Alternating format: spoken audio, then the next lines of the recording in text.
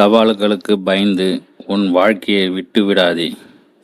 ஒருவன் தன் தொழிலை இழந்தான், உறவுகளை இழந்தான், ஆன்மீகத்தை இழந்தான், தன்னம்பிக்கையை இழந்தான். இறுதியில் தன் வாழ்வை முடித்து கொள்ளலாம் என்று முடிவெடுத்தான். அடர்ந்த காட்டுக்குள் வேகமாக ஓடினான். மீண்டும் ஒரு முறை கடைசியாக இறைவனிடம் பேசி பார்க்கலாம் என்று யோசித்தான்.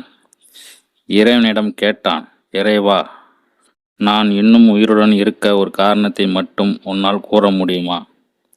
வேறு ஒரு காரணம் மட்டும் சொல்ல நான் உயிருடன் இருக்கிறேன் என்றான். இறைவன் பதில் அளித்தான், இந்த காட்டில் தனிமையில் உள்ள உன் அருகில் என்ன இருக்கிறது? வெறும் புற்களும் உயர்ந்த வளர்ந்த மூங்கில் மரங்களும் மட்டும். அதனால் எனக்கு என்ன பயன் என அந்த மனிதன் கேட்டான். நான் சொல்வதை நன்றாக கேட்டுக்கொள் என்று இறைவன் கூறத் தொடங்கினான். நான் இந்த உலகை படைத்து வறண்டு கிடந்த பூமியில் ஒரே நேரத்தில் தான் இந்த புல் விதைகளையும் மூங்கில் விதைகளையும் விதைத்தேன். முதல் வருடத்தில் புல் விதைகள் முளைத்தது.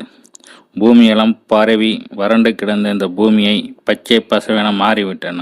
ஆனால் மூங்கில் விதைகளோ முளைக்கவில்லை. அவை முளைப்பதற்கான எந்த அறிகுறியும் இருக்கவில்லை. இரண்டாவது வருடம் பார்த்தேன். பொற்கள் இன்னும் வளர்ந்து பெருகியிருந்தன.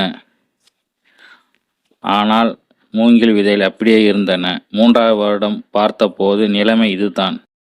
நான்காவது வருடமும் இந்த நிலைதான். ஆனாலும் ஐந்தாம் வருடம் பார்த்தபோது ஒரு மூங்கில் விதை மட்டும் முளைத்து விட்டிருந்தது. அந்த நேரம் பொற்களும் ஒப்பிடும்போது அது மிகவும் சிறிய செடியாக இருந்தது. ஆறாவது வருடம் பார்க்கிறேன். 100 அடிகளுக்கு மேல் வளர்ந்த மூங்கில் மரம் பூமி எங்கும் வளர்ந்திருந்தன. புற்கள் விட பல மடங்கு உயரமாக அவை வளர்ந்திருந்தன. 5 வருடங்களாக மூங்கில் விதைகளை ஏன் காத்திருந்தன? அவை எந்த காலநிலையும் சகித்து வாழும் ஆற்றலை 5 வருடங்களாக கற்றுக்கொண்டுள்ளன. மிக உயரமான வளர்ந்த நம் வேர்களை பலப்படுத்தி கொண்டுள்ளன. தன்னை போதுமான அளவுக்கு பலப்படுத்தி கொண்டதும் முளைக்க ஆரம்பித்து உள்ளன. இப்போது எந்த ஒரு பருவநிலை மாற்றத்தையும் தாங்கும் சக்தி அவற்றுக்கு உண்டு. நான் எனது படைப்புகள் ஆற்றல் தாங்க இயலாத எந்த சவாலையும் கொடுப்பதில்லை. நீயும் அப்படித்தான். என்னை பொறுத்தவரை நீ இன்னும் முளைக்க ஆரம்பிக்கவில்லை. இப்போது தான் நீ வாழ்வில் ஏற்படும் சிக்கல்களை அறிந்து கொள்கிறாய். அவை உன் வாழ்வில் ஏற்படுத்தும் சவால்களை பற்றி கற்றுக்கொள்கிறாய். நீ இப்போது தான் உன் வேர்களை பலப்படுத்தி கொண்டிருக்கிறாய். ஆனால் தான் உன் வாழ்வினை முடித்து கொள்ள முடிவு எடுக்கும் அளவுக்கு துணிச்சல் உனக்கு வந்தது. நீ துணிச்சலாக முடிவு எடுக்க வேண்டியது உன் வாழ்க்கையை முடித்து கொள்வதற்காக அல்ல. என்ன பிரச்சனை வந்தாலும், எந்த சவால்களுக்கும் முகம் கொடுத்து நேரிட்டாலும் உன் வாழ்வில் விட்டு கொடுக்காமல் வாழ்ந்து காட்டுவேன் என்று நீ துணிச்சலாக முடிவெடுக்க வேண்டும். மூங்கில் மரங்களோ புற்களைப் போல ஒரு வருடத்தின் முளைத்து பெருக முடியவில்லை. ஆனால் புற்களோ மூங்கில் மரங்களைப் போல் உயரமாக வளர முடியவில்லை.